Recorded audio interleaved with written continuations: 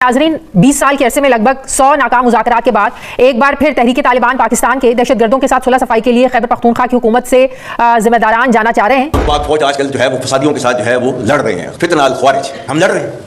जिनको समझ रहे हो कि ये जिहाद कर रहे हैं, ये खारिजी है, ये दीन से निकले हुए हैं। सबको पता है कि किसी भी मुल्क में जो आर्मी है वो हमेशा उन लोगों के खिलाफ लड़ाई लड़ती है जो कि उनके मुल्क के अंदर हथियार उठाते हैं और दहशतगर्दी को फरोग देते हैं। लेकिन क्या वजह है कि हमारे आर्मी चीफ जब भी किसी तकरीब में जाते हैं तो हमेशा वो इस चीज को वाज़ेह करते हैं कि जो हम फितनतुल ख़वारिज के खिलाफ लड़ रहे हैं। बार बार ये वजाहत देने की जरूरत क्यों पेश आती है? हमें हमारी तारीख की किताबों में, हमारी निसाब की किताबों में बार बार ये बताया जाता रहा कि हमारी जो मशरिकी सरहद है यानी भारत के साथ, कि इस सरहद के उस पार हमारा दुश्मन रहता है। अब हमें ये समझाने की कोशिश की जा रही है कि मगरबी सरहद के उस पार यानी अफगानिस्तान हमारा दुश्मन है। जनरल आसिम मुनीर ने आज ख्वारिज के हवाले से बड़ा सख्त बयान देते हुए कहा है कि वो कौन होते हैं कि हम पर अपनी किस्म की शरीयत और अपना दीन मुसल्लत करें। उनका जो फरसूदा शरीयत का निजाम है वो किसी सूरत पाकिस्तान पर मुसल्लत नहीं होने देंगे। और आप ये लड़ना शड़ना छोड़ें, वो बहुत ताकतवर हैं, उनसे आप मुकाबला नहीं कर सकते। आगे से ख्वारिजी भी जवाब देंगे कि तुमने अपनी औरतों के साथ क्या किया है, पहले हमें वो बताओ। वो बार बार हम अफगान तालिबान के रहनुमाओं ने कई मरतबा खुद मुझे भी कहा कि जो भी आपकी शिकायत है वो आके हमें बंद कमरे में बताएं, फिर हम उसका कोई तलाश करेंगे। पब्लिकली जब आप हमारी बेइज्जती करेंगे तो फिर उसका जवाब भी बेइज्जती होगा। फिर हमसे किसी बॉम्ब बना है पाकिस्तान का, एक इस्लामी बॉम्ब है। कुछ अफवाहें भी मशहूर है कि पाकिस्तान नाकाबिल तस्खीर हो गया। कुछ लोग ये भी मशवरा देते हैं, खासतौर पर हमारे लिबरल टाइप लोग, कि जी बम दे दें, कर्जे माफ करा लें और गेम जीरो से शुरू करते हैं। कि उनके अपने भी तो टीटीपी का भी तो एजेंडा है ना, वो चाहते हैं कि जो फार्मर फाटा है उसको दोबारा से उसकी पुरानी हैसियत पे बहाल किया जाए। बल्कि 2024 तो गुज़िश्ता 10 साल के दौरान सबसे ज्यादा शहादतों वाला साल था। जितने भी ये कोशिशें कर लें, वो वक्त और करीब आ जाएगा जब इनकी मुकम्मल शिकस्त होनी है। जीत इनके मुकद्दर में नहीं है। ये जो रेजिस्टेंस जारी है ना, ये मुझे यकीन दिलाती है कि ये नहीं जीत सकते, जो मर्जी कर लें। तो आज के मुताबिक वफ्द भेजने का जो मकसद है वो क्रॉस बॉर्डर ट्राइबल डिप्लोमेसी मजबूत करने के अलावा इक्तिसादी और माशरती जो ताल्लुकात हैं उनको फरोग देना है। ये कितना बड़ा चैलेंज है इम्तियाज गुल साहब कि पाकिस्तान दहशतगर्दों के खिलाफ ज़ाहिर कार्रवाई भी एक अरसा दराज से करता आ रहा है, कई फौजी ऑपरेशन भी हुए, लेकिन अक़वाम मुत्तहिदा की रिपोर्ट एक ऐसे वक्त में सामने आना जब एक बार फिर से हम उनसे बात करने की कोशिश करें और यहाँ से डेलीगेशन जाना चाहता है अफगान तालिबान से बात करने के लिए। ये सारी सूरत पाकिस्तान के लिए कितनी चैलेंजिंग है सर?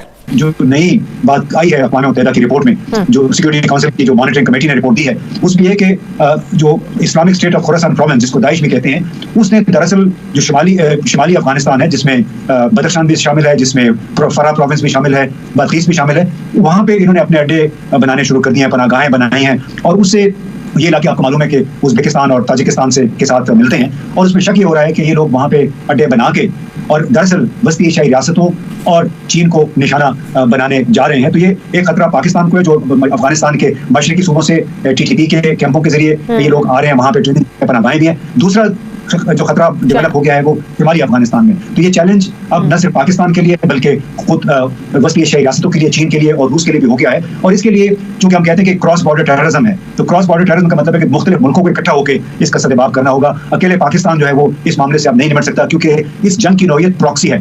जिस मशरिकी सरहद के बारे में हमें हमारी तारीख की किताबों में, हमारी निसाब की किताबों में बार बार ये बताया जाता रहा कि हमारी जो मशरिकी सरहद है यानी भारत के साथ, ये हमें पढ़ाया जाता रहा, ये हमें समझाया जाता रहा कि इस सरहद के उस पार हमारा दुश्मन रहता है।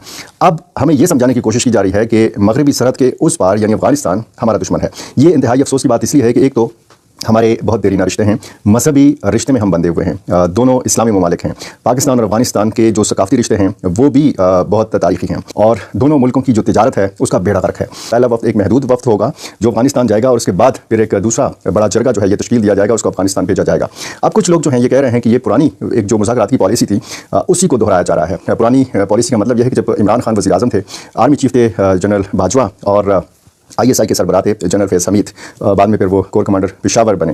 और जब 2 या 3 मरतबा ये वफूद जो हैं ये उस दौर में अफगानिस्तान गए, वहाँ पर अफगानिस्तान के तालिबान की सालसी में जब TTP के साथ मुज़ाकरात हुए, तो उसके बाद फिर हमने देखा कि वहाँ पे मुज़ाकरात के कई अदवार हुए, जिसमें 2 तरफ़ा शराइत का तबादला किया गया। इंतहाई सख्त शराइत थी दोनों तरफ से, यानी आईन पाकिस्तान की पाबंदी करना, हथियार डालना, ये पाकिस्तान की तरफ से एक बड़ी शर्त थी, और TTP की तरफ से जो शर्त थी वो ये था कि ये जो फाटा इंतजाम हुआ है, जो कबायली इलाके खैबर पख्तूनख्वा में जम हुए हैं, इस फैसले को रिवर्स किया जाए, ये वापस लिया जाए। अब जाहिर है कि ये तो रियासत पाकिस्तान ने यह फैसला माना नहीं था, तो बीच में जो सीज़ फायर हुआ था वो सीज़ फायर फिर टूटा, और उसके बाद फिर हमने मिलिटेंसी की एक शदीद नौयत की जो लहर है वो देखी, और आज तक वो लहर जो है वो हम देख रहे हैं। यानी ये ग्रोह हैं, आलाकार हैं किसी के सियासी मकासद के लिए, और हर तरफ आप देख लीजिए, ईरान को देख लें, पाकिस्तान को देख लें, ताशकंद उज़्बेकिस्तान को देख लें, और चीन को, सब की तरफ इनके रुख, इनकी तोपों के रुख है। लिहाजा तो पाकिस्तान को किसको अपने साथ मिलाना है?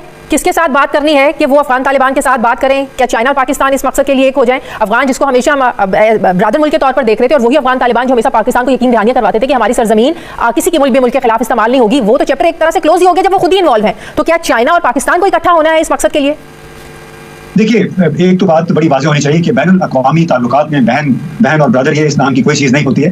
हर रियासत के अपने मफादात होते हैं, सियासी मफादात, इक़्तिसादी मफादात, उसके तहत वो दूसरी रियासतों के साथ ताल्लुकात उस्तवार करते हैं। मौजूदा सूरत हाल में बिलाशुबा पाकिस्तान को चीन के साथ मिला के अफगानिस्तान के मौजूदा हुक्मरानों के साथ बात करनी होगी। ज़बीउल्लाह मुजाहिद जो कि उनके तर्जुमान हैं, वो बार बार अक़वाम मुत्तहिदा की रिपोर्ट के जवाब में कह भी चुके हैं कि अफगानिस्तान में दहशतगर्दों की कोई पनाहगाहें नहीं हैं और हमने मौसम इक़दाम किए हैं। लेकिन अक़वाम मुत्तहिदा की रिपोर्ट और TTP के जो मुसलसल बढ़ते हुए हमले हैं पाकिस्तान के खिलाफ, उससे इजहार कुछ और होता है। लिहाजा जरूरी हो गया है कि पाकिस्तान बिल्कुल कोशिश करे और करनी चाहिए, क्योंकि हमारा कल्चर मिलता है, जबान मिलती है, उसके जरिए हो सकता है हम क्वाइटली, अलबत्ता जरूरी है कि अगर पाकिस्तान में कुछ करना है तो कैमरों के सामने पब्लिकली हम अफगान तालिबान के हवाले से कोई बात ना करें। क्योंकि हमें सोचना ज़हन में रखना चाहिए कि एक तो वो पश्तून ज़हनियत है, यानी माइंडसेट कल्चरल चीज भी है कि वो करामत पसंद मुआशरा है, वहाँ पे लोगों की ईगो अना जो है बहुत बड़ी होती है। लिहाजा उस अना को अगर आप मजरूह करते रहेंगे, पब्लिक में उनके खिलाफ इल्जामात लगा के बयान दे के, फिर हम कहीं नहीं जाएंगे। वो बार बार हम अफगान तालिबान के रहनुमाओं ने कई मरतबा खुद मुझे भी कहा कि जो भी आपकी शिकायत है वो आके हमें बंद कमरे में बताएं, फिर हम उसका कोई तलाश करेंगे। पब्लिकली जब आप हमारी बेइज्जती करेंगे तो फिर उसका जवाब भी बेइज्जती होगा, फिर हमसे किसी एक्शन की उम्मीद ना रखें। ठीक है, लेकिन मुझे जो इसमें डीपर खेल समझ आ रहा है वो ये आ रहा है कि ये जिस तरह से मदद कार्ड खेला जा रहा है, एक तो इमरान खान बनने की कोशिश है और एक ट्रंप। आपको पता है कि उसने आते ही कहा कि सिर्फ 2 जेंडर्स हैं। पाकिस्तान में फौज की सरपरस्ती में मेरा जिस्म मेरी मर्जी चल रहा था, अचानक फौजी सरबराह आके कहता है तुम होते कौन हो ये करने वाले, ये है वो है, औरतें हैं, इज्जत, ये वो। ये वहां ट्रंप को भी थोड़ा सा राजी करने की कोशिश है कि हम ऐसा कोई एजेंडा नहीं चलने देंगे, यहाँ पे तालीम का खतरा है, खवातीन को खतरा है, जंग में घसीटो ट्रंप को। मल्टीपल तरीके से ये साजिश की गई है, लेकिन इस तरह की हर साजिश नाकाम होगी। क्योंकि कल मैं क्लिप देख रहा था, अमेरिकी कांग्रेस में ये मामला चल रहे हैं कि हमें $150 मिलियन से ज्यादा मिला स्कूल बनाने के लिए और हमने नहीं बनाए। ये पैसा कहां गया किसी को कुछ पता नहीं है, और इस पर तहकीकात हो रही हैं अमेरिका में। तो ये सारे फंसने जा रहे हैं इंशाल्लाह ताला। ये सियासी जमातें भी फंसेंगी, कंपनी भी फंसेगी, और इनको जवाबदेह ठहराया जाएगा। और उनका असल वो है क्योंकि ये समझते हैं कि फाटा में अगर वो अपनी जो पिछली सूरत में अगर कायम रहता तो वहाँ शायद ये अपनी कोई खिलाफत कोट अनकोट कायम कर सकते थे। ये एंगेजमेंट तो हम पहले भी कहते आए हैं, उनको बताते आए हैं कि आपकी सरजमीन जो है वो इस्तेमाल हो रही है पाकिस्तान के खिलाफ, और हमेशा जवाब ये मिला कि TTP आपका अपना मसला है, इसको यहाँ के लोग हैं, आप इनसे खुद बात करें। So how are we going to move forward then? देखिए, इसमें इनको हमें जरा कुछ डिफरेंशिएट करना होगा। हमारा जो एतराज अफगान तालिबान के साथ है उन TTP के एलिमेंट्स के साथ हैं जो अफगानिस्तान में शेल्टर लिए हुए हैं और वहां से अफगान सरजमीन इस्तेमाल करके यहाँ हमला करते हैं, और उन हमलों में अफगान तालिबान भी शामिल होते हैं। तो हमारा एतराज उस पर, जो TTP के लोग पाकिस्तान के अंदर हैं वो तो पाकिस्तान का हेडेक है, और मेरे ख्याल में पाकिस्तान ने कभी उस मामले में अफगान तालिबान से बात भी नहीं की। और एक और चीज, जो ट्रेनिंग कैंप नए ट्रेनिंग कैंप नहीं है, ये ऑलरेडी वहाँ एग्जिस्ट करते हैं, नंगरहार में, पक्तिका में और लॉगर में, ये पहले से एग्जिस्ट करते हैं। उसमें सिक्योरिटी काउंसिल ने कोई नया इंकशाफ नहीं किया। और जहां तक एंगेजमेंट की बात है, वो एंगेजमेंट में इंटरनेशनल एंगेजमेंट की बात कर रहा हूँ। यूएन सिक्योरिटी काउंसिल जो है उसको प्रेशर मेंटेन रखना पड़ेगा अफगान तालिबान पे।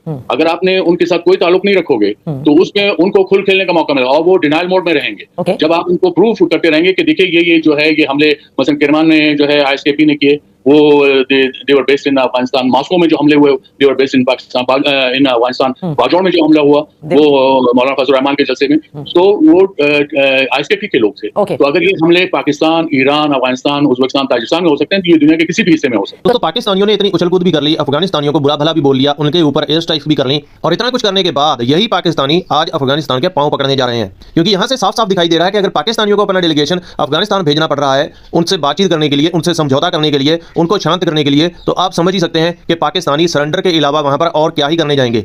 ये पाकिस्तानी सिर्फ वहां पर जाकर सरेंडर करेंगे, उनके सामने हाथ पांव जोड़ेंगे, तरले करेंगे कि भाई जो तुम हमारे KPK में चौकियों पर कब्जे करते फिर रहे हो, जो तुम हमारे फौजियों को मार रहे हो दिन दिहाड़े, जो तुम वहां पर हफ्ता वसूल कर रहे हो, जो तुम लोगों ने KPK में अपना पूरा राज्य कायम कर रखा है, वो सारा का सारा राज्य आप लपेट लीजिए 2-3 महीने के लिए, क्योंकि ये सिर्फ टाइम बाय करना चाहते हैं। क्योंकि आप जानते हैं कि पाकिस्तान में चैंपियंस ट्रॉफी शुरू होने जा रही है, और पाकिस्तानी जानते हैं कि आज नहीं तो कल कहीं ना कहीं ये TTP के लोग जैकेट पहनकर फट जाएंगे, और उसके बाद पाकिस्तान की दुनिया में यही छवि जाएगी कि यह पाकिस्तान सिर्फ आतंकवाद का गढ़ है, कि यह पाकिस्तानी कोई बड़ा इवेंट होस्ट करने के लायक ही नहीं है। और अगर ऐसा कोई इंसिडेंट होता है जिसके चांसेस बहुत ज्यादा दिखाई दे रहे हैं, तो पाकिस्तान को ICC से बैन भी किया जा सकता है। क्योंकि वहां पर पाकिस्तान की सिक्योरिटी एजेंसीज पूरी तरह से एक्सपोज होंगी। तो इन सारी चीजों से बचने के लिए पाकिस्तानियों ने अब यह रास्ता निकाला है कि अफगानिस्तान के लोगों को, टीटीपी के लोगों को बातचीत में लगाया जाए और 1-2 महीने इसी तरह से बातचीत में निकाल दिया जाए, टाइम बाय किया जाए। तो ये पाकिस्तानी यहां पर टीटीपी के साथ एक चाल चलने की कोशिश कर रहे हैं। इसके अलावा पाकिस्तानियों का अफगानिस्तान के साथ किसी तरह की कोई बातचीत करने का कोई इरादा नहीं है, क्योंकि ये चीज आप पाकिस्तानी आर्मी चीफ के बयान से भी समझ सकते हैं कि पाकिस्तान का आर्मी चीफ सीधा सीधा अफगानिस्तान के लोगों को टारगेट करके बोल रहा है,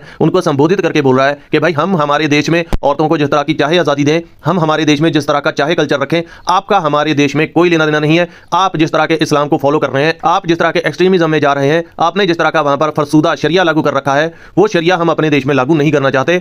यानी पाकिस्तान के आर्मी चीफ ने सीधा सीधा अफगानिस्तान के लोगों को ताना मारा है। तो अगर आप अफगानिस्तान के लोगों के साथ शांति बहाल करना चाहते हैं, उनके साथ बातचीत करना चाहते हो, तो आप समझ सकते हैं कि पाकिस्तान के आर्मी चीफ को क्या जरूरत पड़ी है इस तरह का बयान देने की। तो भाई बात साफ यहां पर इसलिए हो जाती है कि पाकिस्तान के लोग शांति बहाल करने के लिए सीरियस नहीं है, तो ये लोग इस बातचीत का कोई हल नहीं निकालेंगे, क्योंकि अफगानिस्तान के लोगों की एक बहुत बड़ी शर्त है इसके लिए कि उनका कहना है कि पाकिस्तान की फौज नॉर्थ केपीके को छोड़कर पूरी तरह से खाली करके अपने देश में वापस चली जाए, क्योंकि उनका कहना है कि केपीके का नॉर्थ वाला हिस्सा सारे का सारा अफगानिस्तान को बिलोंग करता है, फाटा वाला हिस्सा। उनका कहना है कि यह सारे का सारा एरिया खाली करके पाकिस्तानी फौज जल्द से जल्द यहां से निकल जाए अगर ये लोग शांति चाहते हैं, वरना टीटीपी का कहना है कि इसी तरह से पाकिस्तानी फौज के ऊपर अटैक्स होते रहेंगे। बाकी दोस्तों वीडियो अच्छा लगा तो वीडियो को लाइक कीजिए, चैनल पर नए हो तो सब्सक्राइब कीजिए। मिलते हैं नेक्स्ट वीडियो में, तब तक के लिए जय हिंद।